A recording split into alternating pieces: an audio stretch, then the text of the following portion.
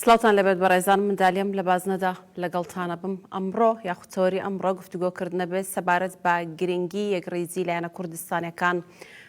لە کەرکووک دوو میوانی بەڕێزم لە ستۆدیۆ ئامادێ سەبارەت بەم بابەتە گفتوگۆکەین بەڵام سەرەتا ڕاپۆرتێکمان ئامادێ و پێکەوە بینەرە بین.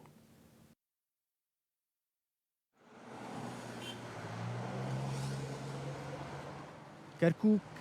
ئەو شارەی بەردەوام لەلایەن نارانی کورد و ئەو کەسانەی دەیانەوێت ناکۆکی لە نێوان پێکاتەکانیدا دروست بکەن چاویان بەسەرێوەیەتی بۆتە چەقی ململانی سیاسی و نەتەوەیی و هەندێک جار مەزهەبیش. هێز لە یەکگرتندایە بەردەوام یەکگرتووی یەکڕیزی دەبێتە هەوێنی بەدەستێنانی ماف و گەیشتن بە ئامان سەرباری هەبوونی ژمارەیەکی زۆری حزب و لایەنی سیاسی لە کوردستان و بوونیان لە کەرکووک بەڵام بە پێویست دادەنرێت ناکۆکیەکانی هەرێم وەلا بنرێن و هەمووان بۆ پاراستنی دەستکەوتەکان لە کەرکووک و ناوچە جێناکۆکەکانی دیکە یەکڕیز و یەکگوتار بن. ئێمە لە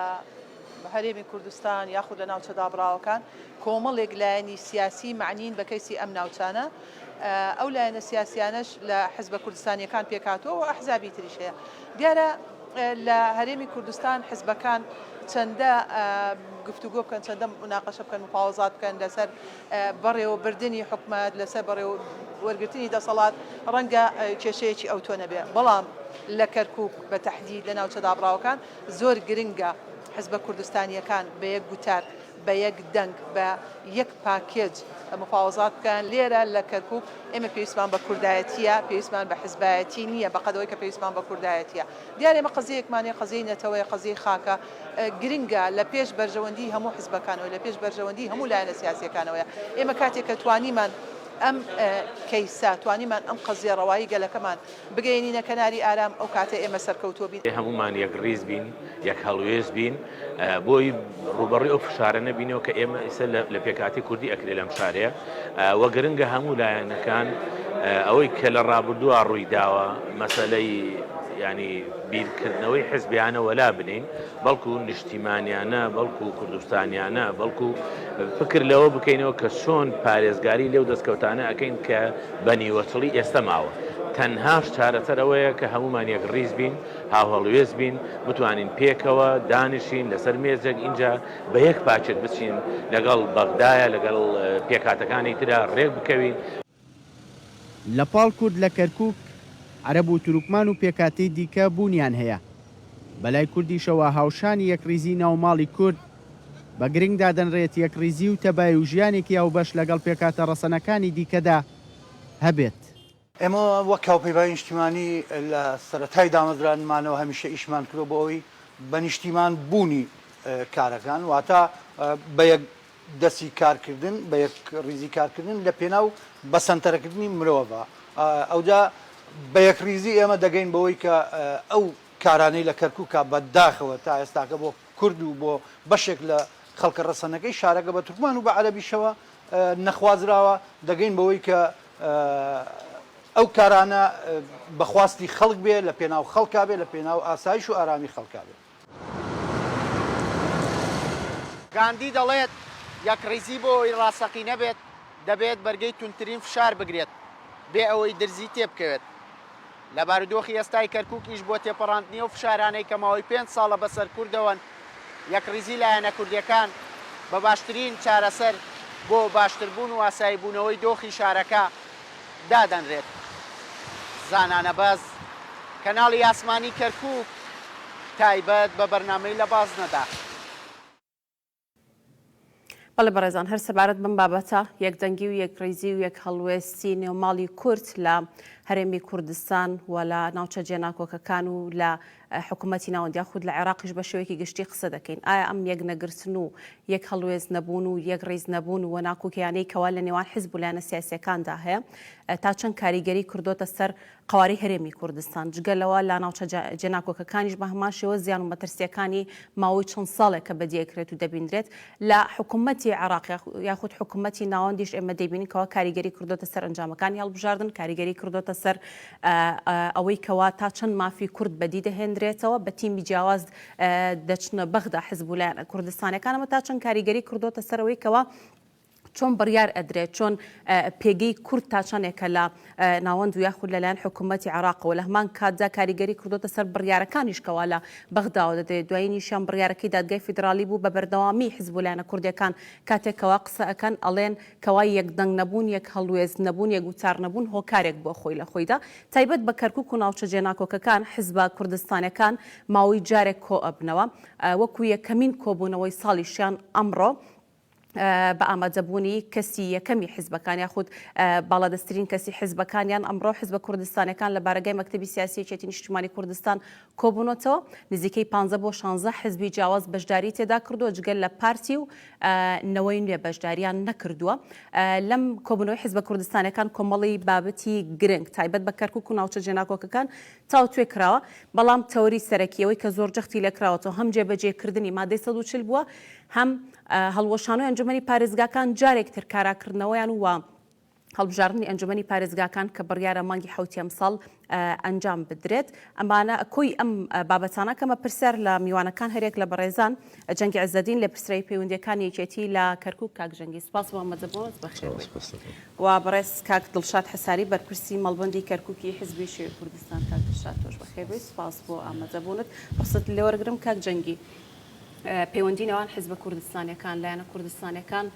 لە چه ئاستێکدا یان ڕوونتر بڵێن ئایا کورد یەک ڕیزە؟ سپاس بۆ ئەم چاپێکەوتنە سپاس بۆ وەڕێ سپاس بۆ کەناڵەکەتان ئەگەی باسی کەرکووک بکەین لە کەرکووک لە ساڵی 2011 تاکو ئیمڕۆ ئێمە وەکو عێلاقاتی حیزبە کوردستانەکان لەو پەڕی باشی دابووینەوە هەموو کاتێک لە هەموو ئاستەکاندا کۆبنەوەی خۆمان کردەوە چه ئاسی بەرپرسیەکەمەکان چه ئاسی بەرپرسی پەیوەندیەکان هەموو لەسەر ئەزەندە سیاسەکانی کەرکووک بە تایبەتی ئەو چێش و گرفتاوی لە کەرکووک کە دێتە ڕێی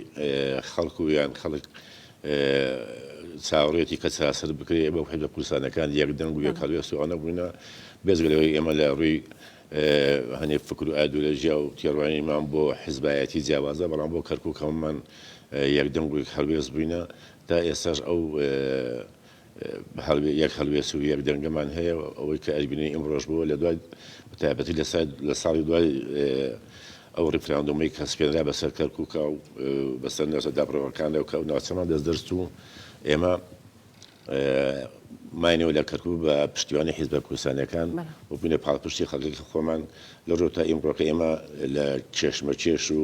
بەنەگاربوونەوەی تعریب و کۆمەڵێ کێشەی گەورەی کە بەسەر فەرمانگەکان و بەسەر خەڵکەمان دێ لە هەموو ناوچەکاندا ئێمە بەرەنگار بووینە ئێمە هەڵوێستی باشمان بۆ لەگەڵ حیزبە کوردستانیەکانە بەرامبەر بە ئەو دژمنکاری و قوڕەکاری لە کەرکووک کرا بە تایبەتی لایەن پارێزگاری بەوکاتی کەرکووک لایەنی ئەو هێزە عەسکەرەکەی لە کەرکووکە هەیە ئێمە هەموو کاتێ لە بەرەو سەنگەری خەڵکەمان بووینەوە و لەگەڵ حیزبە کوردستانیان شاوەکو تیمێک وەکو یەک خێزان بەشدار بووینە. باشە زۆر چاکە دواتریش باسی کۆبوونەوەکی حیزبە کوردستانەکان و چاوەڕانەی کەوا گفتوگویان کردو و تاوتویان کردووە قساکەین کاک دڵشاد وەکو حیزبی شێوەی کوردستان پێتان وایە کەوا کورد یەک ڕیز بێت یەک ڕیزی کورد چۆن نەبێن بەتایبەت لە کەرکووک و ناوچە جێناکۆکەکان؟ زۆر سپاس خۆشحاڵ بووم لە بەرنامەی چۆیە بتوانین تیژ بکەینە سەر ئەو بارودۆخ و وەزەی کە ئێستا لە ناوچەکە و بە تایبەتی لە کەرکووکش دیارەوەی زیاتر ئێمە بمانەوێت تەرکیزکەین لەسەری قسە لەسەری بکەین بارودۆخی کەرکووک و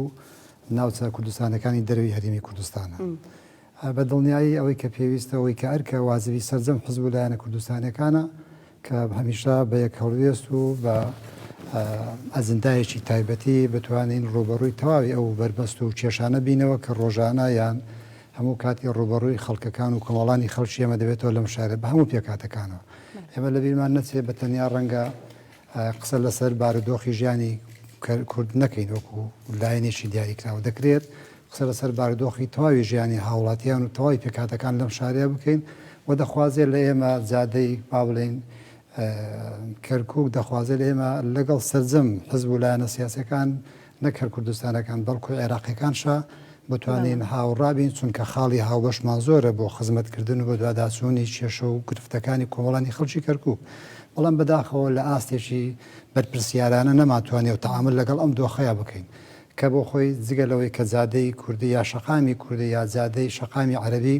لەم بابەتە تێڕوانینی خۆیان هەیە لە ڕاستیە دەکرێت پێداچوونەوە بە جۆری پەیوەندی و تعاملی خۆمان بکە ئەگەر لە ڕابردووە تووشی گرفت و کێشە زۆر بین بە حکمیەوەی کە لە 16 ئۆکتۆبر ناگەڕێنەوە سەری سلبیاتەکانی 16 ئۆکتۆبر و بۆچی ڕوویدا و لە چه ئاستێکدا بوو بەڕاستی ئەوەی کە گرنگە ئەوەیە ئەمڕۆکە ئێمە چی دەتوانین بکەین هەنگاوی چی بنین بۆ خەڵکی خۆمان کاوەش گرنگە واجبی سەرەکی ئێمەیە کە بتوانین لەم بابەتانەیە کۆک بین و هاوڕابین بۆ تەواوی کەم و کوڕ و گرفت و کێشەکان کە ڕۆژانە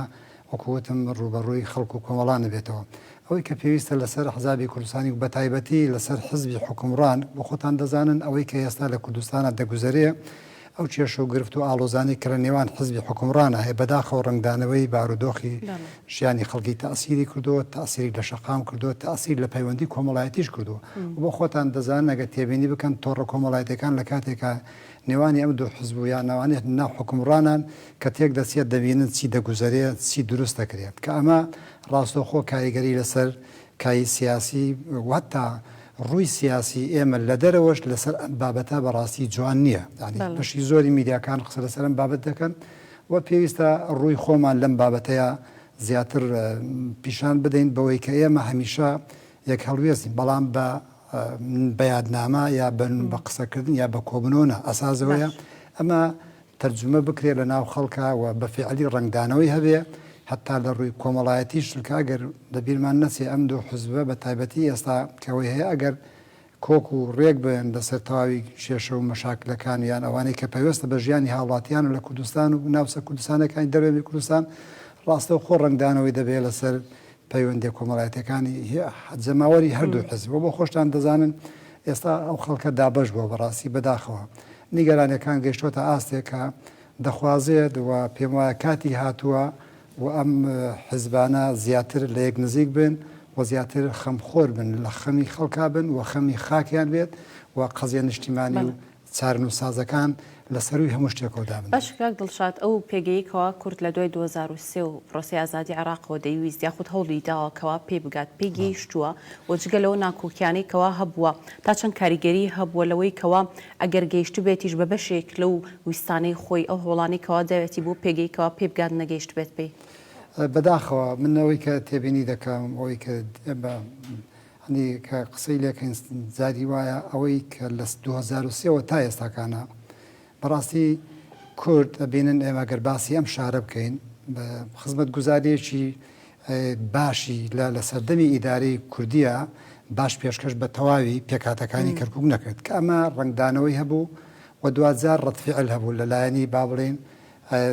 هێزی بەرانبەرەوە بۆ خۆتان دەزوانن دوای 16 ئۆکتۆبر ئەم پارێزگایە کە سەپێنرا بەسەر بە وەکالەت سەپێنرا بەسەر پارێزگای کەرکووکە و بینیتان جگەلەوەی کە هێزێکی زۆری بێشماری عسکەری لە ناوچەکەی بڵاوی پێکرد و تاسیری لەسەر ژیان و گوزەرانی خەڵکو و یعنی کۆمەڵێ بابەت کردووە کە ئەمە وای کردووە لە ڕاستیە نەمانتوانی و ئامانجی خۆمان بپێشین ئامانجی گەورەی ئێمە ئەوەیە کە ئەم ناوچانە کە ئێمە بۆ دەڵێن ناوچە کوردستانەکانی دەری هەرێمی کوردستان کە لە داهاتووە کار لەسەر بکەین ئەم ناوچانەش بگەڕێنەوە باوشی هەرێمی کوردستان و تیمی جیاجیا ئەوانەی بەداخەوانی کە لە بەغدان و نەرایەتی کوردەکەن بە تیمی جیا چوونەتوێنە یەک تیم نەبوون وەکو فەریقێک نەبوونە بگرە فەریق بوونە و هەریەکەو بە جۆرێکەش تەعاملی کردووە ئەو جۆرە تەعاملانە بەرژەوەندی زاتی حزبی زاڵ بۆ بەسەریا وای کردووە جیاوازی دروست بێ لە نێوان ئەو حزب و لایەنانەیە و حتا ناشیرکردنی یەکتریش لە وێنانە بەڕاستی ینی بە جۆرێک لە جۆرەکان بووە کە زاری وایە بە ئەنجاز لە نێو ئەحزابە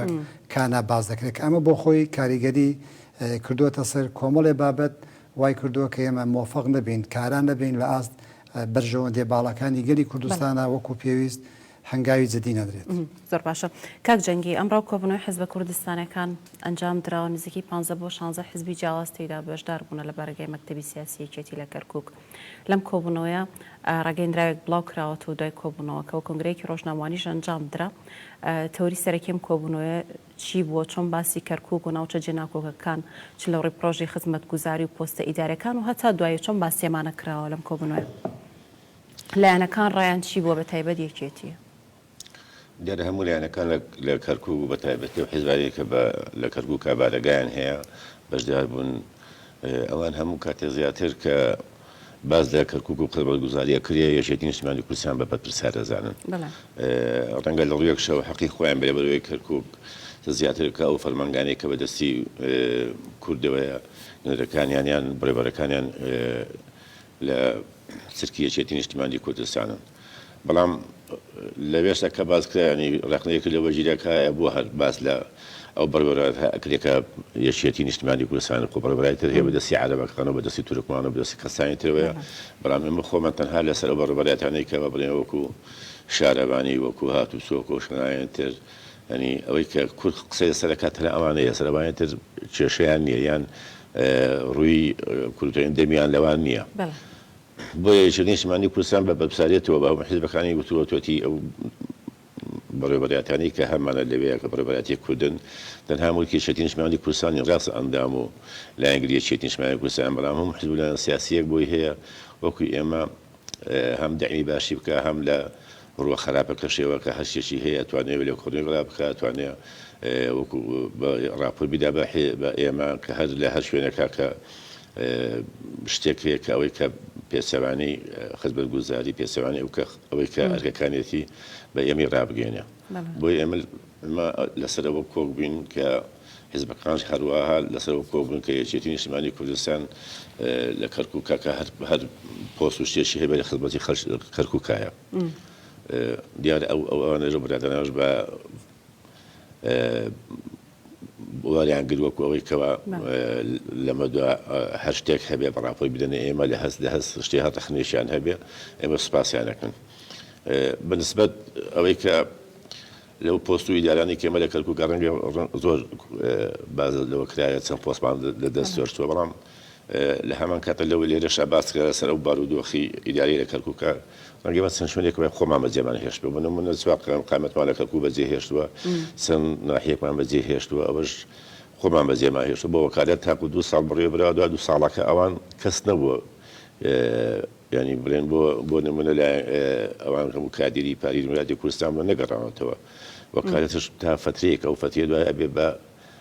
جێگەری و بەدامنورێ بۆ نمونە قایمی کەرکووک کە چەندی زەر ئێمە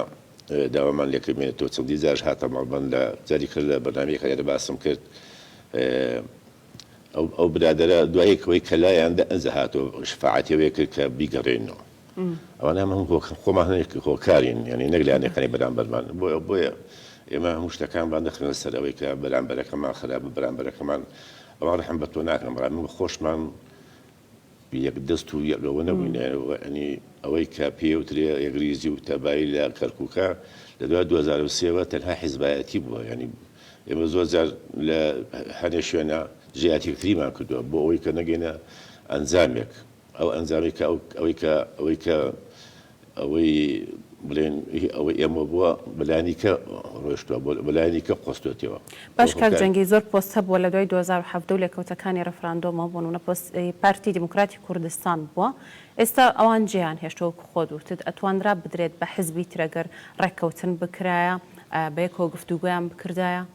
ئەمە نەکراوە پۆستەکان دراوە بە عەرەبیات تورکمان دیارە ئەو ئەزدای کە پارتی دیموکراتی کوردستان لە دوای ڕێفراندۆمەوە لەسەرەوەیە کە یەکێتی بشکێنێ لە کەرکووکە هێزە سیاسەکانی لە کەرکووکە بشکێنێ ئێمە بەسیانەوە نەبوو وەری بکردنەوە ئێمە من لە چاپێکەوتنەکە بەڕوودا پێ بووم گەر ئێمە لە کاتێکا گەمانەوەی قایمقامی کەرکووک وەربگرینەوە ڕەنگە سبەی پارتی بێتەوە بڵێ وڵە ئێمەمانێت زۆر شوێنەوەیان کردووە ئەو شوێنانەی کە ئێمە ویستمانە بیگەڕێنەوە ئەوان هاتنە خۆیان کردووە بە خاوەنی بەڵام هەتا ئەو کاتێک کە ئێمە دەنگمان هەیە کە دەنگمان نەما ئەوانش دەنگیان نییە ئەمە کێشەکانە کە ئێمە لەم شارێ ڕۆژانە تووشە بین لەگەڵ پارتی دیموکراتی کوردستانە هەم لێرە هەم لە بەغداش ئەوەی لە بەغداش ئاکرێ هەمووی پێسەوانەی ئەوەیەکەوەی کاک دەشاد وتی ئێمە وەکو تیمێک و فرەتیم لە بەغا خەرمان کردو بە یەکتیم بوونەیە لێرەش و لە بەغداش ئەمانتوانی زۆر لە شتەکان باشکار جەنگی سەبارەت بە کۆبوونەوەی حیزبە کوردستانەکان گلەیەوە کرێزەڵەن خۆتان ئاماژەتان بەوە داوە کەم کۆبوونەوەوانە دەورین چەند مانگێک جارێک لەوانەیە کۆبوونەوە حیزبە کوردستانەکان ئەمە دەوری هەیە لەوەی کێشەکانی کەرکووک چارەسەر بکاتم کۆبوونەوەوانە کە ماوەی جارێک ئەنجامەدرێت کەرکووک پڕە لە کێشە پڕە لە بابەت پڕە لە مەوزوعی هەستیار ئێمە ئەم کۆبنەوەمان لە کاتێکا دەست پێ کردووە کە کێشە و گرفتەکان لای حکوومەتێکی خۆزیەتی کەرکووک بووە کە خۆمان پارێزگارمان بۆ قایمقاممان هەبووە زۆربەی زۆری بەڕێوەرەکان لای ئێمە بووە ئەمە بۆ خۆی وەکو خویەکی کەرکووکی و نوێتێکی کەرکووکی بووە وەکو باسم کرد 2011 ئەم کۆبنەوەی ئێمە لە ئاسی پەیوەندیەکان لە ئاسی بەرپرسیەکانەکان و لە هەندێک کات لە مانگانە بووە لە دوو مانگ بووە هەندێک کات لە مانگەکە 2000 بووە کاتانێک کە پێویست بووە یعنی وەکو بڵێن پێویستی کردووە کۆبنەوەمان کردووە لە چێش ئەوەی کە لە بارەگای حزبی شوعی لە مانگی 11 کۆبنەوەیەکمان کرد کۆمەڵیا دەستماندا بەلایەنە پەیوەندیارەکانی عێراق سەر کۆمارەوە هەتاکو چەند وەزارەت تێکش بۆ ینی ئێستا ئەوەکو بەرنامەی بۆتە بەرنامەی کارنامەی ئەوەی کە سوودانی ئێستا لە سەری حکوومەتەکەی دامەزران ئەنی بۆ خۆی هەنێک خۆکاری هەیە هەنێک ئامانزی هەبووە ئامانزەکانمان ئەنجامی هەبووە لەگەڵ ئەوەشدا ینی خەڵکی کەرکووک لە هەر کۆبنەوەی حزب لایەنە سیاسی کوردستانەکان خۆیان هەست بە دڵنەوەیەکەن ئەوش بۆ خۆی ئەگەر ئێمە هیچ شتێنەکەن کە کۆبینەوە و بۆ خۆی دڵنەوەیەکی باش دێن بە خەڵکی کەرکووک و بە شەقاموانە و بەرامبەرەکەشمان ڕەنگە بۆ خۆی ئینێکی هەبێ بەرامبەر بەوە هەڵوێستێکی هەبێ بەرامبەرەوە یان ئەوەی کە ئێمە کە یەک هەڵوێست و یەک دەنگ و یەک ریز بین ئەوان حسابێکی باش حسابێکمان بۆ کەن کە ئێمە حزب کوردستانەکان کاک دڵشاد سەبارەت بە کۆبنەوەی حزب کوردستانەکان ڕاتان چی لەسەر خاڵانێکەوە باس کراوە ئەمڕۆ جگەر لەوە ئەم کۆبنەوەی پێشوش کاک جەنگی وتی لە بەرگای حزبی شیوع ئەنجام دران کۆبنەوەی ئەمڕۆ لە مەکتەبی سیاسی جێتی ئەنجام درا و چەندین کۆبنەوەی تر کە لە داهاتوە ئەنجام درێ پێت وایەکەوە هۆکارێک بێت بتوانین بڵێنکەوە حزب کوردستانەکان لە کەرکووکێک هەڵوێستن بەڵێ بە تاکید ئێمە کەوەی کاکزەنجی شارێ پێداانی حزب کوردستانەکان مەعدا برادرانی پارتی نەبێت کە ئێستا حوزوریان نێ لێرانە چکە حوزوری ئەوانش بوونی ئەوانش پێم وایە لەم شارەیە کاریگەری خۆی دەبێ و ڕەنگە بتوانین ئەوەی کە ئێستا قسەی لەسەر دەکەین هەندێک لەو کەم و کوڕی لەو مەشاکل و خەمانەی کە بەسەر حزابی کوردستانی بڕەوێنرێتەوە بەڕاستی چونکە لە بیرمان نەچێ ینی ئەوەی کە هەڵبژاردنەکانی ڕابردوو بینیمان مەسەڵەن برادرانی پارتی دنیا نەریان دەرکردووە پەرلەمان ینی خەڵکیان هەیە لەم شارەیە بە بۆمان نایە برادرانی شێتی توانیان مەسەن 4 کەس سەر بخەن بەومان نایە ئەنی ئەم دوو هێزێکن تایسش کاریگەریان لەسەر شەقامی کەرکووک هەیە بوونی ئەم دوو هێزە بۆ ئێستا بە بڕای ئێمە گرنگە هەبێ بەڵام گرنگ کە هەبێ لەگەڵ ئەوەی کە هەبێ پێویستە با بڵێن بێگرفت و کێشە بن هیچ کێشە و گرفتێک لە نێوانیان دەنە نەبێ ئەوە ڕنگدانەوەی لەسەر شەقام نەبێ و کاریگەری لەسەر دام و دەستگا حکومی ڕسمیەکان وەکو ئەو شوێنە بەتاڵانەی کە ئێستا هەیە پەیوەندی بەو ناکۆچیە بە شێشی پەیوەندی بەو تەعاملی ئێستای بەغاوە هەیە کە دەیکار لەگەڵ لایەنی کوردیە و بێشک ئەوەی کە کورد ڕاستی کە سەرەتا ڕێکەوتنێکیان لەگەڵ ئەم حکوومەتەیە کردووە و تا ئێستا هەنگاوێکی جددی با بڵین بەرچاوڕوونی نەنراوە بۆەوەی کە فعلەن ئەو هەنگاوانە بڵین لە بەرچاو دیار بێ و بە دیاریکراوی مەسەرەن ئێمە لایەنە کوردستانەکان لە بارەگای حزبی شووی کۆبووینەوە داوامان کردە و هێزە عسکەری کە هەیە لە کەرکووکە ئەبێ نەمێنێ ئەنی تەسلیم بە پۆلیسی خۆجیایی پارێزگا بکرێەوە تا ئێستاکانە ئەم بابەتەوە نەکراوە بەدەر لەسەر ئەمەشەوە پارێزگا تاکید لەسەرمانەوەی ئەم هێزە عسکەریە دەکات ئەنی زروفی بارودۆخی ئەمنی ناوشاری کەرکووک گەگەرێمە قسەی لەسەر بکەین لەگەڵ ڕابردووە زۆر جیاوازی هەیە بەڵێ هەڕەشەی داعش بەردەوام هەیە بەڵام پێم وایە پۆلیسی خۆجیایی شاری کەرکووک لەو ئاستەیە بتوانن ئەو ترسە لەسەر شاری کەرکووک بڕەوێنەوە کە پێویستی بە هێزیێکی عسکەری نەبێ ئێستاکانە تەواوی ناوچەی کەرکووک با بڵێن هێزی عسکەری با بڵین تایە ماوەتەوە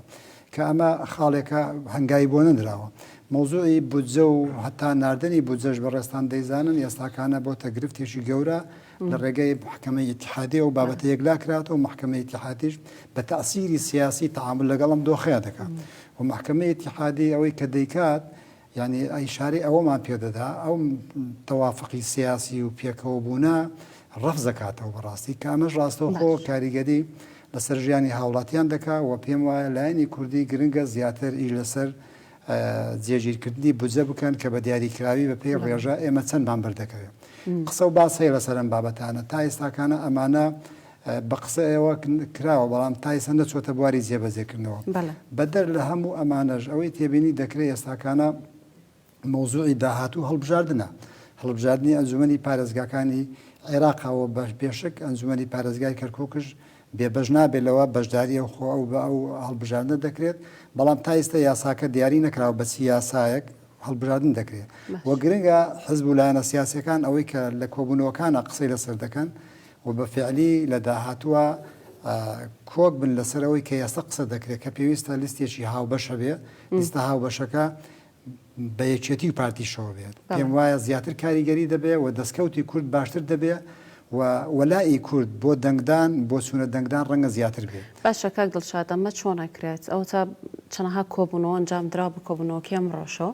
پارتی دیموکراتی کوردستان و نەوەی نوێ تێیدا بەشداری ناکەن چۆن ئەمان ئەو بابەتانی کەوا باسکراوە خاڵانە هەمووی پەیوەندی بە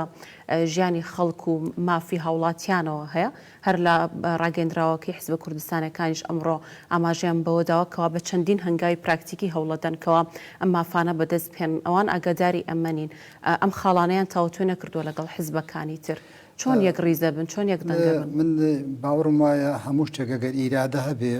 ئەو لێبوردنەی ئێمە دەیکەین بەرامبەر بە نەیارەکانمان جاری وایە لێبوردنمان هەبووە بەرامبەر بەوەی کە ئێستا حکوومەتی عێراقی دەرحەق بەگەلی کوردێکە ئێمە بۆ لە ڕاز ئەمە لێبوردە بین ئەی بۆ لەگەڵ یەکترا لێبوردە نەبین بەو مانایە و لێبوردەیی بۆ خۆمان هەم واجبە و هەم ئەرکێکە بەڕاستی کە لە داهاتووە مێژوو ئیسپاتی دەکات لە سەرمان کە ئێمە فعلەن بە تەنگژی خەڵک و هاوڵاتی و خاک و نیشتیمانەوە دەین بەڵام بەدەر لەم بابەتە مێژوو ڕەحم بە کەسان ناکە ئۆباڵی ئەم گەلا ئێستا بە دەرەجێک لە ئەستۆی دەسەڵات و حکومڕانیدایە بەڵێ ئێمە لە قۆناغێکان ئێمە وەکو حزبە کوردستانەکان ئەرکە نیشتیمانیەکان ئەوانەی کە لە دەسەڵاتانین ئەرکە نیشتیمانەکان پێویستە هەموو هاوڕابین و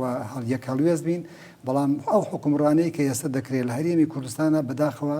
ڕوویەکی ناشرینی پیشان خەڵکدا وەجگە لەوەی کە بەرامبەر بە خەڵک حتا بەرامبەر بە دەرەوەش ینی دۆست و نەیارەکان دۆستەکانی ئێمەش ئێستا گلەیمان لێ دەکەن لەو حکومڕانەی کە هەیە ئەوە خۆتان دەزانن ئەو حکومڕانەی کە ئێستا دەگوزەری لە هەرێمی کوردستان جیاکاریەکەیە و یەکتیم نین دوایەوان هاوپەیمانێکیان با بڵین واژوو کردووە کە 5 حزبن لە حکومڕانیە ئەبینی ئێستا چی دەگوزارێ ئەم گوزەراندنە ئەم جۆرە حکومڕانیەکە تەندروست نابێت کێشە بۆ هاوڵاتی دروستە بێ و حتا ئەتوانین وەلای نیشتیمانی کوردبوونی خۆشی خەڵک بەلاواز تەمەشاتەکە ینی لەو ئاستەیانەیە کە ئینسان گەشتبین بێ بەوەی کە داهاتوێشی باش چاوەڕێمان بکە ومێ دەکەین دەخوازین ئەم ناتەبایی کە ئێستا هەیە ناوماڵی کورد ڕێک بخرێتەوە و قەزێ نیشتیمانی و چارنووسازەکان لە بەرچاو بژیرێ چونکە پێمان وایە کۆمەڵانی خەڵکی کوردستان ئاشتیان دەوێت یەک ڕیزیان دەوێت بەڵام لە نەتیجەیاتی چۆن تەعامل دەکرێت ڕەنگە لە داهاتووە هەڵبژاردنەکانش سەنجی مەحەکە بۆ ئەم بابەتە لە بیرمان نەچێت هەڵبژاردنەکانی ڕابردوو خەڵکی عێراق و کوردستانش زۆر ینی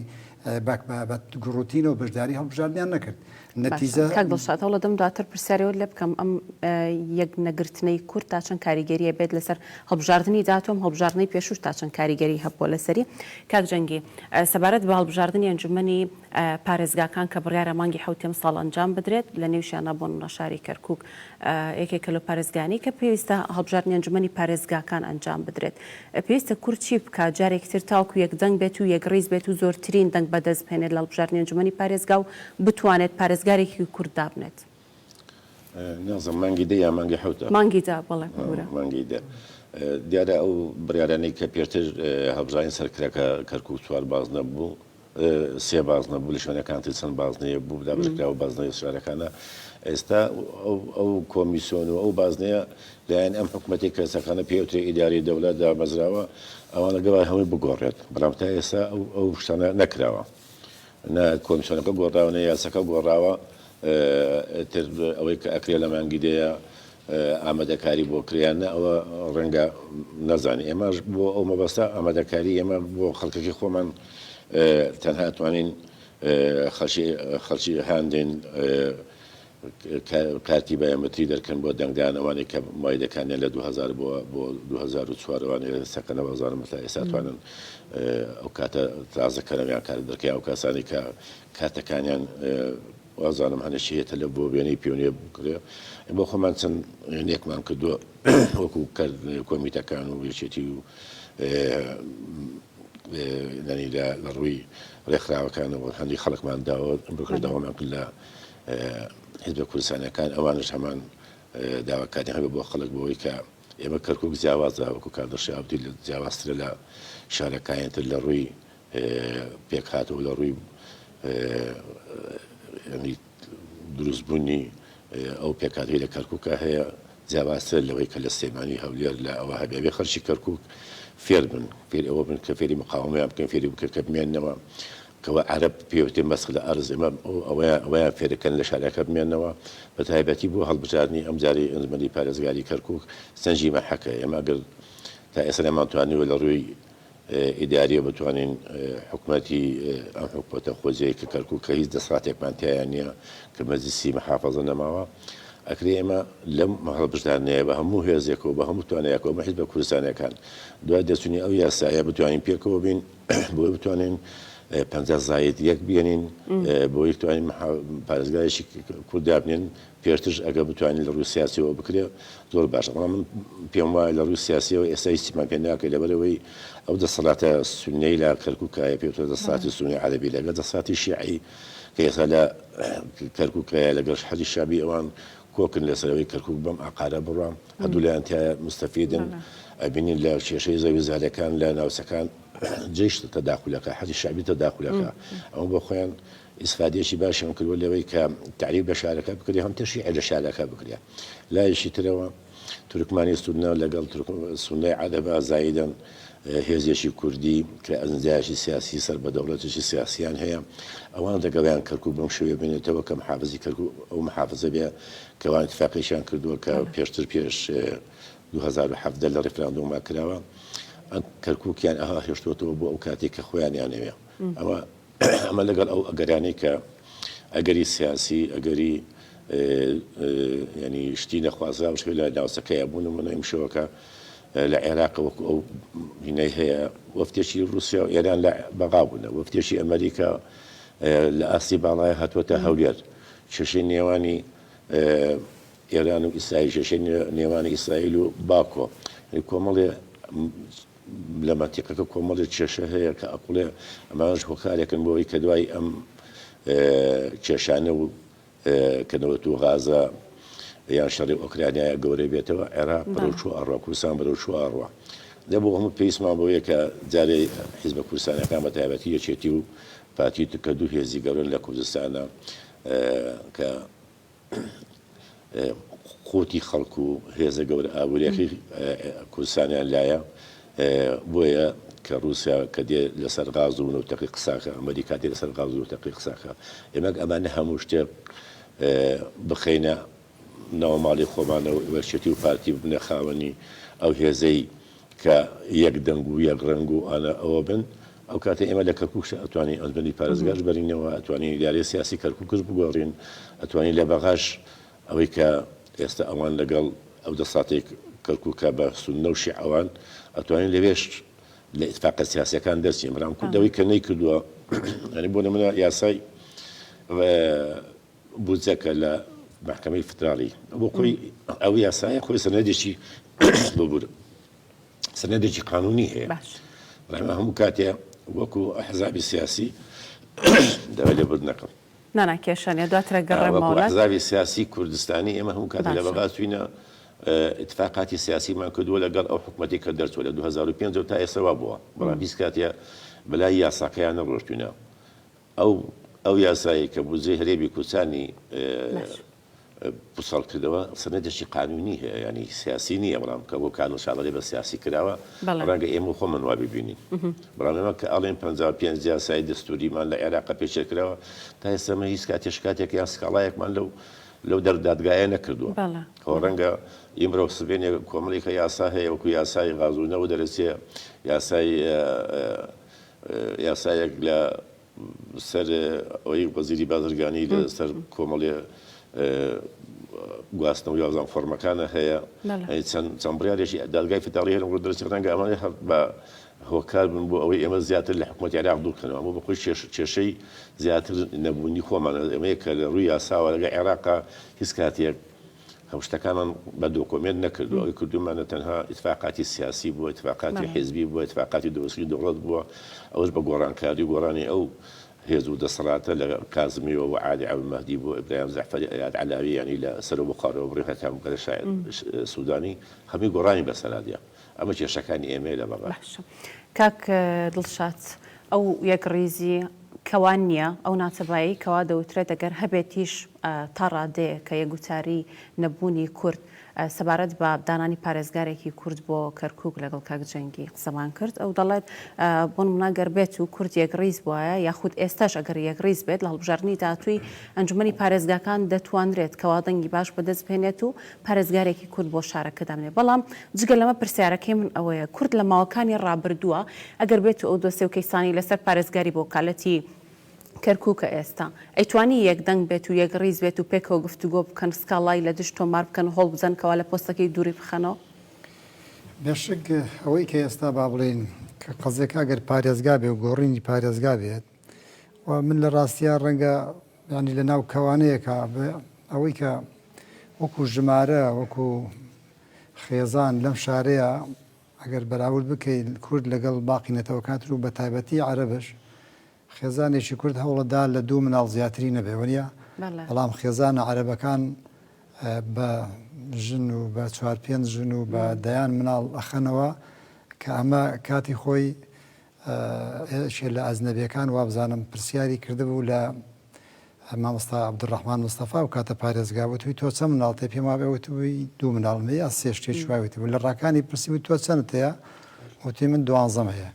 وتبی ئەگە تا 8 ساڵێککە ئاوا بڕە ئێوە دەستان بەرە بێ پێویستان بە ئەوە نییە بەڕاستی ئەمە بەشێکێتی بەڕاستی ئەوەی کە گرنگە و کە تاکی دەمانێ بیکەینەوە ئێمە ئەوەی لە دەسەڵات و ستاقەتی ئێمەیە بێ لایەنی کوردی ئەوەیە کە هەمیشە تەبا بێت یەکگرتوو بێ بۆ قەزێ چارن و سازەکان بەداخەوە لە نەوەتەکانەوە بیگرێ هەتا ئێستاکانە بەدەیان کۆسپ و تەگەرە و باڵین ناخۆشیمان تێپەڕانووە کە هاتە سەرەوەی کە تۆ حکومەتێک تەشکیلەکەی هاوپەیمانیەک دروستەکەی یان ئەو حکومەتە لە چەند حزبێک پێک دێ گرنگە ئەمانە ئەلەقل لە حکومڕانی و بەڕێوەبردنی حکومڕانیە یەکگرتوو بن بەڕاستی ئێمە حزبە کوردستانەکان کە ئێستا لە دەرەوەی باڵین ئەو حکومڕانیین بە مەشاریع و بە مەشروع و بە کۆمەڵێشتی جیازیا پێشکەشیان دەکەین کە پێویستەوە تەعامل بکرێەوە ئەمانە بۆ داهاتووی ئەم وڵاتە بۆ حکومڕانی هەتا ینی جۆ ناگرن بەو مانایەوە بە هەندش وەرناگرن زیاتر ئەوەی کە خۆیان دەیڵێن هەر ئەوە دەکەن وە لە نتیجەشە ئەمە دێتە بەردەست کە ئێستا ئێمە قسەی لەسەر دەکەین دەبێت ئینتیقادی ئەو حکومڕانیە بکەین بە مانای قسە و کەلیمە ئەو حکومڕانیە ئینتیقاد دەکرێت دیارە بۆ خۆشتان ینی پێ لەو ڕاستیە دەنن برادرانیەکێتەوە خۆی کاکزەنجیر لێرە باسی دەکا و لە میدیاکانش دەبیسین با بڵێن هۆکاری پێش نەکەوتنی ئەو حکومەتە و کۆمەڵی بانی نەتوانێت لەسەر پای خۆی بوەستێ هۆکاری ناتەبایی تیمی حکومڕانە بەڕاستی ئەمە ئاوایە بەو مانایە بەڵام مۆزوعی پارێزگا و گۆڕینی پارێزگا لەم دۆخەیە ڕەنگە ئاسان نەبێت چونکە ئێمە لە بیرمان نەچێت ئەو پارێزگای ئێستا لە لیستی با بڵێن ئەتوانین بڵین لە قایمەی هاوپەیمانیەکایە کە خەمیس خەنجە سەرکردایەتی دەکا و لەگەڵ لایەنێکی کوردیە ئەویان هەیە با بڵین هاوپەیمانیان هەیە بەو مانایە و دەکرێت بەو مانایە ئەو هاوپەیمانیە ڕەنگە لەگەڵ لایەنەکەی ترە بە زۆرێککە تاامل بکرێت بەڵام مانای ئەوە نییە دەسەوەستان ئینسان دابنشێ و لایەنە سیاسەکان کوردستانەکان بێدەنگن لەوە و من دڵنییا برادرانی پارتیش تێبینی زۆریان لەسەر ئەم پارێزگایە هەیە کە دەبینین لە میدیەکانی خۆیانەوە قسەی لەسەر دەکەن و ڕەنگە مەلەفی گەندەڵیشیان لە بەردەستا بێ بیدەن بە دادگا بەو مانایە بەڵام ڕاستە خۆ تۆ بتەوێ ئێستا کوردێک لە جێی دیاری بکرێت ڕەنگە ئیسیعابی بەتەنیا ئێمە لە بیرمان نەچێت ئەمەی کە هەیە لە عێراقا لایەنە کوردست عێراقیەکانی بەتەنیا تورکیایە ئێرانە قەتەرە وڵاتانی عەرەبیەتە دەخول لەم بابەتە دەکەن ڕەنگە ئاسان نەبێ بەڵام ئاسانتر لەوەی کە بتەوێ ئەوەی بکەیت ئێستا جێگرێکی پارێزگای هەیە بەو مانایە کە ئوستاد عەلیە لە لیستی قایمەی تەئەخی ڕابردووە و ئەندامی حزبی شۆی کوردستانە دەکرێت ڕەنگە لایەنەکان لەسەر ئەم بابەتە ئەگەر ئەم پارێزگایە هەموو شتێکی لەسەر یەکلا بێتەوە ڕەنگە ئاسانتر بێت ئەم بەڕێزە ببێ بە پارێزگا بۆ ئەو ماوە دیاریکراوی کە مانجیدە هەڵبژاردن دەکرێت و پێم وایە لایەنی کوردیش لە بەڕێز ئوستاد عەلی ڕەنگە هیچ تێبینیشی خراپیان نەبێ بەو مانایە و هەتا شقامی عەرەبیش تێبینیان نییە لەسەرم بەڕێزە چونکە هەتا ئێستاکان توانێتی کیانی خۆی بپارێزێ و هەتا تێگەڵ بە هیچ گەندەڵیەک و فەسادێکی ئیداری نەبوومانەی کە لەسەر پارێزگایە وەکو شخصی خۆی کە ئەمە ئەومان پێپشانەدا کە ئێمە زیاتر ڕەنگە بتوانین لایەنە کوردستانەکان لەسەر ئەم خەتە تعامل بکرێ ڕەنگە گونجاوتر بێ و باوڕم وایە ڕەنگە ئەم ڕێگای ئاسانتر بێ بۆ مانایی کە بتوێ پارێزگا بگۆڕی بەڵام ئەوەش تەبەن هەڵوێستی لایەنە سیاسیەکانی پێویستە قسەکردنی پێویستە و جوهری دەوێت بۆ مانای باشە کاک دڵشاد و حزبی شێوی کوردستان پەیوەندیتان لەگەڵ حیزبەکانی تر لایەنەکانی تر چۆنە لە نێوان دایکێتی نیشتیمانی کوردستان پارتی دیموکراتی کوردستان وانی تر چۆن قساکەن سەبارەت بە ئاساییکردنەوەی ئەم دۆخانە داریاخان لە ڕاستیە لەگەڵ لێچێت نیشتیمانی کوردستان و برادرانی پارتی دیموکراتی کوردستان عیلاقەیەکی باشمان هەیە وەکو عیلاقا وەکو حیزب بەڵام وڵی تێبینیمان لەسەر حکومڕانی و حکومداریان زۆرە و ئەم پەیوەندێ با بڵێن حزبی کە لە نێوان ئێمە و برادرانی پارتیوشێت هەیە هەڵمانیانە بە خۆیان ئەڵەن بە دڵنیاییەوە بە خۆیان دەڵێن کاک زەنجی خۆی هیچێکە لەوانەیە کە لە پەیوەندەکانە هەمیشە قسەمان لەسەرم بابەتانە کردووە هەتا بۆ زانینی بەڕێستان ئێمە لە کەرکووک لە هەندێک بابەتش خۆمان پاراستووە بۆ یەک ڕیزی ینی لە پێناو یەک ڕیزی پاراستنی نیشتیمانی لایەنە کوردستانەکان ئەگەنا وەکو قسەکردن و ڕەخنەگرتن حاڵەتێکی تەندروستە ئینسان لە کۆبنەوەیکی داخراوە قسە و باز دەکا و هەتا من بە برادرانی کاتی خۆی یەکێتیشم بود لەم دوایە بە برادرانی پارتیشم بود ئێمە ئەو بەڕێزانی کە نوێنەرایەتی کوردەکەن لە کەرکووک لە نوێنەرن پەرلەمانتارن هەتاوتم بەڕاستی ئەنی ئەسەفە ئەم بەڕێزانە تایزە سەر بە هیچ بارەگایەکان ناکەن بەڕاستی کە وازبیانە سەر بە هەموو بارەگایەکی کوردستانی هەتا عێراقیشا بکەن لە خەم و خواستی خەڵک بپرسنەوە چی هەیە چونکە لە ڕاستیان ڕاستە نوێنەری یەکێتی نیشتیمانی کوردستانە چۆ بووە بە دەنجی ئەو چۆ بووە بەڵام لە ڕاستیان نوێنەرایەتی هەمومان دەکات لە وێنانە لە نەتیجە بۆیە ئەمانەمان وتووە و لە هەندێک شتی ترش بەڕاستی ڕەنگە حیزبە کوردستانەکان گلەیان کردوێ لە کۆبنەوە داخراوەکانە بەو مانایی کە بەباشی ڕەنگە بە دەنجی داواکاریەکانی حیزبە کوردستانەکانەوە نەچوێتن لە کەرکووک من باسی کەرکووک دەکەم ئەگەر شت کراوە بەو مانای بەڵام بەپێی ئەو لەو ئاستەیان نەبووە کە تموحی تەواوی لایەنەکان لە ئاستی تموح هابوو بێ و هەتا مەسائلی دامەزراندنش بەڕێستان ڕەنگە بیزانن هەرچی حیزبی کوردستانی هەیە لە ماعەدا پارتیوشێتی نەبێ فڕاشێکیان بۆ تەعین ناکەن کە ئەمە بۆ خۆی بەڕاستی پرسیارە لە کاتێکشا ئێمە دەڵێن هاوپەیمانی و یەک ڕێزی کوردستانی با بپارێزین بەڵام خۆ دەبێت ئەمە شۆڕ بێتە خوارەوە و تەواوی با بڵێن ئەو بابەتانەی کە پێویستە بۆ هاوڵاتی بکرێ چ پارتی بێ و چیشێتی بێت لایەنیشتاوێت چ پێلایەن بێ بەڕاستی ناکرێت بە دیاریکراوی ئەبێ سەر بە حیزبەکەی من بێ ئەو جار تۆبی بە مدیر یا سەر بە حیزبەکەی من تۆ نابێت تەعین بێ و بە خۆشتان دەزانن ئەم دۆخەی کە ئێستا لە کەرکووکە هەیە و نیگەرانی خەڵک ئەمە بەشێکی خەڵکە لەسەرم بابەتە بەڕاستی باشە زۆر چاکە کاک جەنگی چوونی تیمی حکوومەتی هەرێمی کوردستان بۆ بەغدا بە دوو تیمی جیاواز تا چەند کاریگەری هەبووە لەسەر پێگەی کورد لە بەغدا و لەسەر ئەو بڕیارانی کەوا لەلایەن بەغداوە دەرەچێت بۆ نمونە تا چەند لە بەرژەوەندی هەرێمی کوردستانە تا چەند دژێتی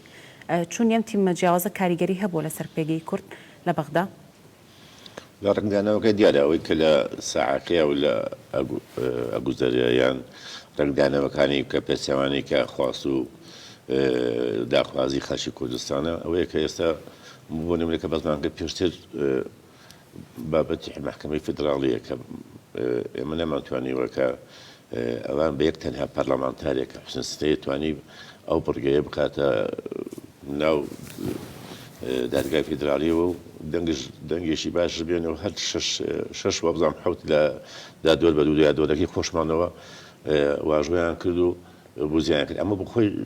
کاریگەری ئەوەی کە لە جەنابەت باسیەکەی کە دوو تیمەکە ئێمە کاریگەریەکی کەم کاریگەریانەی کە کورد پارتەوازەیە دوو تیمە یان سێ تیمە لەوەش ببینەوە تەنها یەشێتی و پارتی نێ ڕەنگەنەوەی نوێش کۆمەڵێ سەردانوانەی هەیە ئەوانش کۆمەڵێ شت لە بەغاوە دەرەچێت بە مەکتەبی خۆیان نەزانن باسەکەی خۆ ئەوانە ئێمە هەروها پارتیوا ڕاستی شە نازانین چی خاوە مەکتەبەکانە بۆتە کێشە بۆ خەڵک گرنگەوەی ئەوان مەکتەبێکیان بێ بۆ خەڵکی کوردستان گرنگ نییە چی و چیایی کا بەڵام لە کۆتاییدا ئەو گرنگە ئەوە گرنگە کە ئەوەی ئەکرێ بۆ کورد بێ دیارە ئەوانەی کە جەنابەت باسی ڕێکدانەوە کەشتی ئەوەیە کە دەشاد باسی پارێزگاریکە کە بۆ خۆی لە تاقێکی عێراقی دەرچووە کوردستانی دەرچووە بۆتە دووەلی ئەمەش لەگەڵەیە ینی من ئضافێ کرد بۆ قسەکانی ئەو ڕەنگە هیچ پارێزگاریەک لە عێراقا بەقەدەر ڕاکان جمهوری لە کەرکووکە گەڵی لەسەر نەبێ بازم خاوەنی زیاتر لە 130 دۆسەی گەندەڵیە لە بەغاو لە نەزاها بەڵام هیچ کاتێک لێ ناپرسنەوە بۆ کارێکەشی ئەوەیە بەلادانی ئەو چێ دێتە شوێنی بەدیلی ئەوە چییە؟ ئەو بۆ خۆی ئەوەی کە پێش باسم کرد دەسەڵاتی سیاسی لە بەغاوە حکوومەت لەگەڵ لایەنی شیعی و سونی لە کەرکووکە هەڵوێستن لەسەر ڕاکان ئەوە کێشەکانەوە لەگەڵ ئەوەشە ئەزیندە دەرێشیەکەش کە بۆ خۆی تورکایە قەتەرە سعودیە ڕەنگە بەریتانیاش یەشێبێ لەو فەرقرانێکی یەشبێتەوە ڕاکان جبوری مێنێتەوە لە پۆستەکەی ئەمانە بۆ خۆی هۆکارەکەشتی تەنها بوو ئەوەیە کە ئێمە دوو تیم و سێ تیم و ئەوانەی کاتینە بەغا بەو جیاوازی بۆ سونەکامە ئەمە جیاوازی پێشنیازەکان و باشەکەنگی ئەمامە تیمێکەوە دەچنە بەغدا سەبارەت بە هەڵبژارنەکان و ئەنجامی هەڵبژارنەکانیش لە هەڵبژارنی پێشوویەکێتی نیشتیمانی کوردستان لەگەڵ بزوتنەوەی گۆڕان بە یەک لیست بەشداریان کردو و لایەنەکانی تر لەگەڵیان نەبوونا ئەمە لەلایەکەوە تا چەند کاریگەری هەبوو لەسەر ئەنجامی هەڵبژارنی پێشوو و بۆ هەڵبژارنەکانی داهاتوو ئەگەر بێت و کورد یەکدەنگ نەبێت یەکڕێز نەبێت جارێکی تر چۆن کاریگەری بێت لەسەر ئەنجامی هەڵبژارنەکان لەمە لە ساڵی 2002 تاکو ئێستاکەنە پیاسودیۆ بکەین بەو هەڵبژانە لە کەرکووکە کراوە بەمان دەرەکەوی هەموو کاتێ لە 20,000 تاکو 30,000 دەرجی کورد لەم شارە فەوتە وازام بۆ 35,000 دەرجی کورد بۆ نمونە ئەمجار لە بازنەیەکە ئەگە ئێمە هاوهاوێت بینارەگە کۆمەڵێک ئەو گانی کە مەناوی سەربەخۆ بوون کە زۆری ویسمان زۆر هەڵشمانە گەلیاندان نەخشانەوە هەروها لایەک کردشەوە لەگە پارتی دموکراتی کوردستانە ئەگەمە هەر لە بازنە یەکە بمانتوانێت تەحالفێ دروست بکەین ئێمە ماتوانانی 8 کورسەیە ئەو 5 کورسەکەی لە بازنەی یەکە بۆ کورد بێ هیچ پێوەرێک نەبوو لەوەی لە بازنەیەشی یەکدا محەممەد حەمدانی لەوێ سەر بکرێ و بۆ خۆی ئەوە یەکێکە لەوانەی کارنەوە ماڵی کورد یەکریز نەبووە کاموو کاتێ من لە 2003 دەم شارەی باسی یەکریزی و ناتەبایی و ئەوەی کورد دەکەین لە کەرکووکە باسێکەکەن کە حیزبایەتی نێ بە کوردایەتی بکەین هەمومان بە من و بەمە حیزبەکانەوە ئەمە بۆ خۆمان ئەو بنە بەڵام کاتوە سەر پراکتیک ئێمە لامان داوا لەو مەبدایەکە هەمومان ئەمە کێشەی سەرکردایەتی سیاسی کوردە کێشەی خوارەوە نییە بۆ نمونە هەموو کاتێک لەگەڵ ئەم حیزبانی کە لە کەرکووکان ڕێکەوتونە سەر ئەوەی بە ئەزندای بەشداری هەڵبژاردن بکەین نمونەشەیە باس نەکردن بەڵام لەسەرەوە تەحالفەکەتیان گۆڕیوە ینی بۆ نمونەکە کاک دڵشاد دیارە وەکو کەرکووکەی بیرەکاتەوە یان لە یاریچیکە لەگەڵەیە بوو لەگەڵ لایەنە سیاسەکانی ناو کەرکووکە بەڵام تەحالف لە سەرکردایەتی سیاسی سەر ئەو تەحالفەی گۆڕیوە لەو لایەنیشکەی بردووە ئەمەش بۆ خۆی کێشەیە کە کورد لەم شارە دروست بوو بەتایبەتیانە حیزب هەیە کە حیزبی سەربەخۆنی و سەربەخۆی خۆیانە دەست داوە حیزبی سێبەرێت ئەو حیزبە سێبەرانە لە کەرکووکە کێشەی گەورە بۆ کوردی بێتەوە ینی بە سووتانی چەند دەنگێک ئەمانە بمەتە هۆکار بەوەی کە هەموو کاتێک کۆمەڵە دەنجی کورد لەم شارە بسووتەیە و لەگە ئەوە شار لە ڕووی ئەوەی لە سۆسیال میدیا و یان لە هەنوێشینی ئەلامی تۆڕە کۆمەڵاتەکان و قسە سە پرۆساکە ئەکەن ئەو خۆشی ناشینەکەن هەندێک خەڵک لەوە سادەکەن قپسێ بۆ دەنگدا لەوە سادەکەن دەنگ بە لایشکەوە ئەمەش بە خۆی کێشێکەوە ئێمەکە باسمان لەوە کرد لە کۆمنەکەی کە لە عێراق و کوردستانە دەنگدان بە هەمووی نەگەشتە ستاسی یان تەنها نەک کوردستان و کەرکووانە ڕەنگەم کێشەیە ڕەنگە کێشەی هەموو عێراق بێ لەبەرەوەی لە دای 2023 تا ئێساکە ئەو خەڵکە بەدەو ئەوە ڕۆیشتووە بتمانەی بە حیزب و بە دەسەڵات و بە سەرەوەی سیاسی خۆیانیانە دەوڵەتەکە نەبووە ینی لە هەموو جمگەکانە نەک لە یەک جمگەیەکە ئەمە ژوای کردووە خەڵک ئەو نەمە باوەڕی بۆ هینە نەبێت بۆ هەڵبژارە نەبێ یان هەم کاتێک خەشی ئاساییاڵێ لێ پەرلەمانچی بۆ گۆڕیون یان ئەو کەسێک کاتێتە بەقایان چێتە پەرلەمانی کوردستان چیم بووەکە ئەمە بۆ خۆی ئەوە کێشەیەک ینی لە هەموو دنیاە پەرلەمانتار لەگە هەوڵاتی عەقدە ئەو عقدەیەک ینی بۆی هەیە هەموو کاتێ بانگەکە دێت پرسێتەوە بەڵاوانی ئێمە بە عام باسکەین لە هەموو کوردستان و عێراقا پێچەوانەوەیە پێشە هەموو شتێک مۆبایلەکەیانە وەڕن جواب نادەنەوە نازانام کۆمەڵیشتر ئەمە بەتەوەکارەوەی خەڵک سار بێت و لەوەی کەەوە سبێنێکە کار دەشاد یا من ویار کەسێکە ئەچێتە ئەو شوێنەوە ئەنیوەێ بە حەماز نییە بۆی کەتوە سەرەکەوی ئەو لە دوای ئەوەی خوێندوێتەوە. زۆر چاکەم کاک دڵشاد سەبارەت بۆ مەترسیانی کە بەهۆی ناکۆکی نێوماڵی کوردی و دروستە بێت ئەمە جگەر لەوەی کە حکوومەتی عێراق ئاگادار باڵن هەرێمی کوردستان بە تایبەت مەبەستمە باسی بکەم ئاگاداریانە کاتەوە جگەلەوە لەسەر سینێت دەوڵەتی مەگۆرک لە سەردانەکی بۆ هەرێمی کوردستان داوای کردوکەوە یەکگرتووبوون جینیم پلاس خارد لە ماوەکانی ڕابردوو لە دیدارێکدا ئەمەژی بۆ داکەوە پێویستە یەکگرتووبن یەکڕیز بن ئەگەر نازیانەکان ئەوانەی کە ئەوان باسێکن زۆر لەوە گەورەتر کە تایبەتمەند وێ بە ئەنجامی هەڵبژارنەکانەوە ئەو بڕیارانەی کەەوە لە بەغداوە ئەو پۆستە باڵانەی کەەوە حکوومەتی هەرێمی کوردستان لە دەستێدا لەوانەیە لەو مەترسیدارتر بێت دەسەڵاتی سیاسی کوردی درک بەم مەترسیانە ئەکات پێشگەوەی کە بەڕێز دەڵی داریاخان تەوان وەفتی ئەمریکا و لایەنی تر دێنە کوردستان یا دێنە عێراق خۆشداری دەدەن لە پەیوەندی یا تەبایی نێوان حزبەکان و بە تایبەتی حزبە کوردستانەکان ناوچەکە جیهان خۆی لە گۆڕانکاریە کاک چەنجی باسی کرد لە ڕاستیە ینی ناوچەکە خۆی لە چاوەڕوانی گۆڕانکاری گەورە دەکرێەوە بە حکمی و مەشاکلانێک کە ێسەر ناوچەکەی هەیە و بەژەوەندی و مەساڵحی وڵاتە گەورەکان وا دەخوازێت با بڵین ڕەنگە دەستکاری خەریتەی سیاسی ناوچەکە بکەن بۆ نمونە ینی کە ئەوەیە و بێشگەوەی کە لای ئەمریکیەکان و لای وڵاتانی گەورەیە نەخشەکانیان ئەجندەکانیان تەوەن بۆ کەس ئیعلان ناکەن دەزانن چی دەگوزارێ بەرەو چۆ دەچێت و بۆیاش هۆشداری دەدەنە لایەنی کوردستانی بە دیاریکراوی یەکێتی و پارتی پیان دەدەن دەڵێن باشتر وایە خۆتان ڕێک بخەن و ڕێککەوتن بکەن پێکەوە خزمەتی هاوڵاتیانی گەلەکەی خۆتان بکەن لەبەرەوەی ڕەنگە بەردەوامبوونتان بەم دۆخە حاڵەتی نەخوازرا ڕوو بدە و لەسەر هەموو ئەمەشەوە بۆ خۆتان دەزانن دۆستەوانی کە لەگەڵ لە بەغدان بابلین نوێنەرایەتی بابلین کورد دەکەن و لایەنە کوردستانیەکانش لەسەر ئەم ئاستا باوڕم وایە بێئاگانین دەیزانن و بەرامبەرە کەشمان کە عێراقا کە بەشی زۆری لایەنە سیاسی عەرەبیەکانش بەم بابەتە ئەوەن و دەشیانەوێ قەواری هەرێمی کوردستان بچوو بکەن و ڕاستیە و هەوڵشیاندا لە 16 ئۆکتۆبر بەڕێستان دەزانن هەرویستیان تەواوی شارەکانی هەرێمی کوردستان داگیر بکەن بەڕاستی ئەوان هەمیشە لە بەرنمەیاندایە و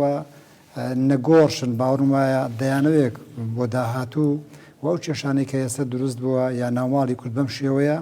و لایەنێکی ئۆپۆزیسیۆن بە جۆرێککە تەعامل دەکات ئەو دەرفەتانە دەقۆزنەوە بۆ ئەوەی کە ویست و مەبەستەکانی خۆیانەوەکەن و ئەو ئەزمونەی کە هەشمانە هەتا ینی ئەمڕۆکە لە کۆبنەوەیەکە باس شتێکرا گواستنەوەی موچەی مامۆستایان بۆ نمونەیانی تۆ 14,000 مامۆستات هەیە ئەمە ئیمڕۆ مامۆستایان دەگوازیتەوە سبەی خانە نیشان دەگوا ئەی هەرێمی کوردستان چی لە دەسەمێنێ